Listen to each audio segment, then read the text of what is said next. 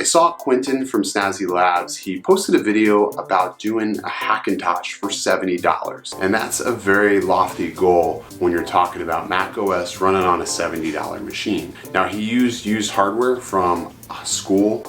They're recycled machines is basically what he did. So I sort of did the same thing. My brother had a machine that was sitting around, not being used. We're gonna use it for an office. And I figured, well, let me see if this would be Hackintosh compatible. Lo and behold, this machine was Hackintosh ready, and it works pretty good. This is the Crapintosh, but the free version, and spent $0 on making a Hackintosh.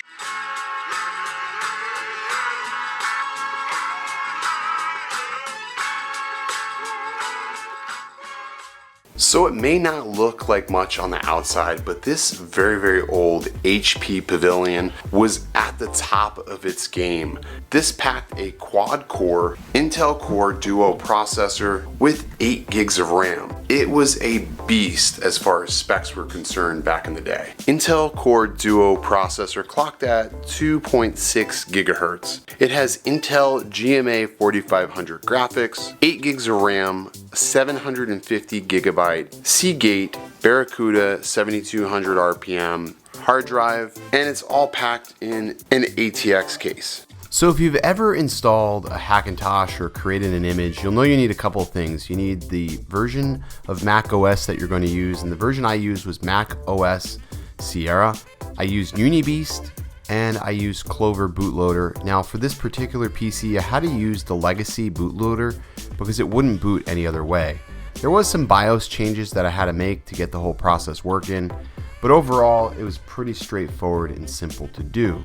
Now, one of the things about this, you'll notice the screen is a little bit stretched, and I could make this build much more perfect if I put a graphics card in here. Right now I'm using the GMA graphics, and technically speaking, Apple really doesn't support these GMA graphics, so a NVIDIA or an AMD graphics card would probably be ideal. You'll need to choose the drivers and the software as you go along to get your build just right, but overall it works really well. It seemed pretty stable, and the Wi-Fi in this particular build just worked right out of the gate because it was compatible with Mac OS. Overall, for my very first Hackintosh build, this was really easy. It's cheap, it's affordable. At least you can test the waters out and see if you want to do this.